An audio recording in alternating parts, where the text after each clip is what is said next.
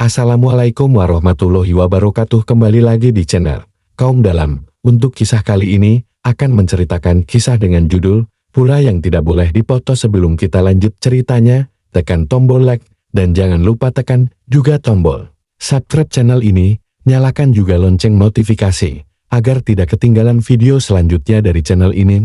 Seperti apa untuk kisah kali ini? Langsung saja kita masuk ke ceritanya.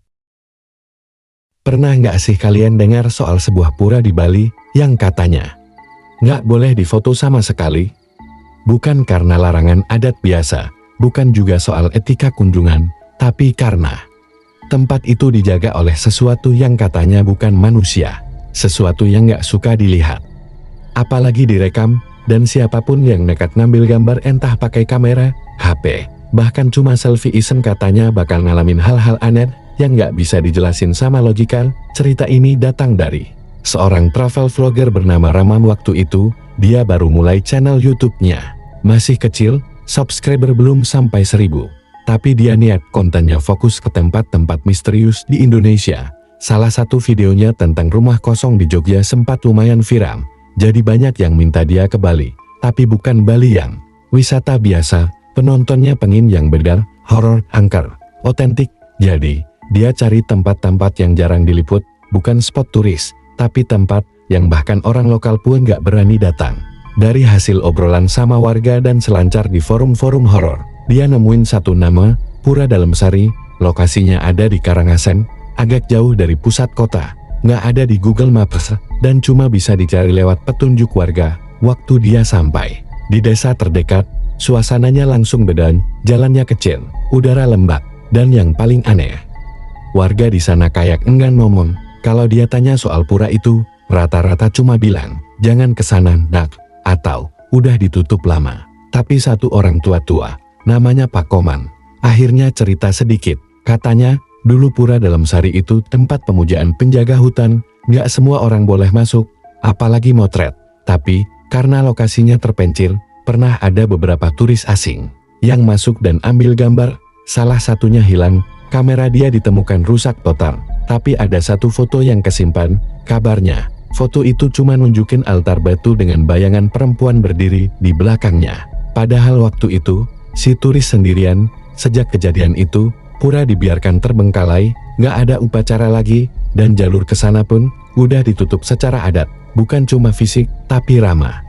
Ya, dia skeptis. Buat dia, semua itu cerita untuk nakut-nakutin orang luar biar tempat sakral tetap aman, klasik. Katanya, justru menurut dia, ini konten emas. Semakin dilarang, semakin viral.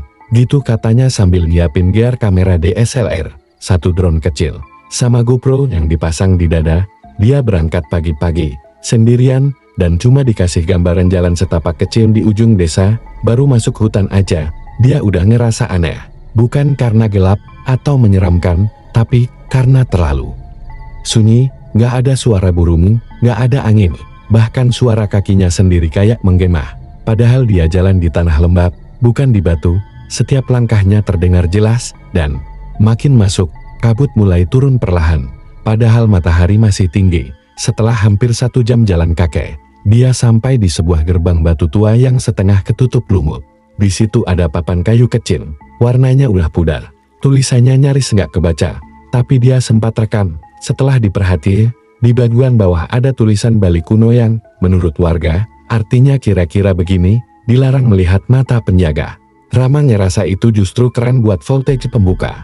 Jadi dia langsung ambil beberapa shoot pakai DSLR dan nyalain GoPro di dadanya. Baru aja dia masuk beberapa langkah ke dalam pura, semua suara di sekitarnya langsung hilang, total, nggak ada apa-apa. Kayak seluruh dunia ngemudi. Padahal sebelumnya masih ada suara daun kering dan gesekan ranting. Udara juga tiba-tiba berubah jadi dingin banget. Nafasnya berembun tipis, aneh. Karena dia tahu betul Bali panasnya bisa luar biasa. Saat dia coba lihat hasil rekaman, semua preview kamera putih, blank, nggak ada gambar. Tapi baterainya penuh, memory cardnya juga masih ada space. Semua alat normal. Kecuali hasil rekamannya, nggak ada satupun yang kecapture. Cuma putih kosong. Rama mulai bingung.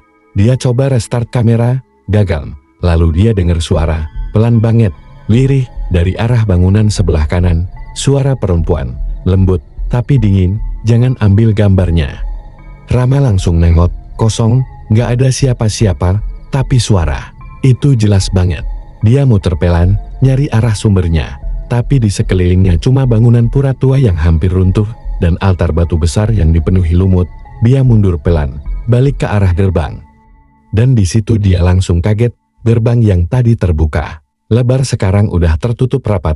Rama lari ke gerbang itu. Dia coba buka paksa, tapi berat banget, kayak ada yang nahan dari luar. Padahal nggak ada siapapun. Dia dorong, sampai akhirnya teriak minta tolong. Tapi yang aneh, suaranya sendiri kayak mantun, kayak dia lagi teriak dalam gua batu. Nggak ada gema, nggak ada respon. Dan di saat itu juga, GoPro di dadanya nyala sendiri, layarnya hidup. Dia lihat ada sosok berdiri tepat di belakangnya. Seorang perempuan, pakai kebaya lusuh, rambut panjang nutupin muka, dan kulitnya pucat membiru, kayak tubuh yang udah lama terendam air. Perlahan sosok itu makin dekat, padahal dia nggak ngerasa apa-apa di belakang. Rama langsung noleh, kosong, tapi GoPro-nya masih nampilin sosok itu. Sekarang posisinya cuma beberapa langkah di belakang. Rama panik, dia copot GoPro-nya, langsung dilempar ke tanah, dan lari ke arah gerbang. Anehnya, gerbangnya langsung kebuka sendiri, tapi yang dia lihat di luar bukan jalur yang sama. Jalan setapak yang tadi dia lewatin udah hilang, diganti tanah basah penuh lumpur. Kabut turun tebal, dan suara-suara mulai terdengar dari dalam hutan. Tangisan, tawa kecil, bisikan pelan dalam bahasa yang gak dia ngerti, bukan bahasa Bali, bukan juga bahasa Indonesia. Dia terus lari, nabrak ranting, jatuh bangun, sampai akhirnya lihat cahaya kecil, kayak obor di kejauhan. Dia pikir itu warga, atau pertolongan. Jadi dia kejar, semakin dekat. Ternyata itu bukan cuma satu orang, tapi sekelompok. Sekitar 8 atau 9 orang berdiri melingkar di tengah hutan, pakai pakaian adat serba hitam. Wajah mereka nggak kelihatan jelas, tapi yang bikin Rama benar-benar merinding. Di tengah lingkaran itu, ada altar batu kecil, dan di atasnya ada foto dirinya. Bukan foto yang dia ambil sendiri, tapi foto candik dari samping, pakai baju yang dia kenakan hari itu. Bahkan tas ranselnya pun sama. Dia tahu dia nggak pernah ambil foto itu. Dan yang lebih menyeramkan, salah satu dari orang-orang itu pelan-pelan menoleh ke arah dia. Mata mereka kosong, hitam pekat, tanpa putih, tanpa kelopak. Rama nggak ingat gimana dia bisa keluar dari hutan itu. Tapi warga desa nemuin dia tengah malam, duduk diam di depan gerbang desa, kotor, basah kuyup, dan matanya kosong, kayak orang linglung. Dia cuma bilang satu kalimat berulang-ulang, "Jangan ambil gambarnya." Dia melihat balik kanal YouTube. Rama nggak pernah update lagi setelah itu. Tapi yang aneh, 3 minggu kemudian, muncul satu video pendek di akun dia, tanpa judul, cuma 8 detik. Video itu nampilin gambar gerbang pura dari kejauhan, dengan suara perempuan berbisik di latar, "Jangan ambil gambarnya. Dia melihatmu juga." Dan sejak video itu muncul, katanya beberapa penonton mulai ngalamin hal-hal aneh. Mimpi buruk yang sama, mimpi terkunci di dalam pura, sendirian, dengan suara langkah kaki di belakang.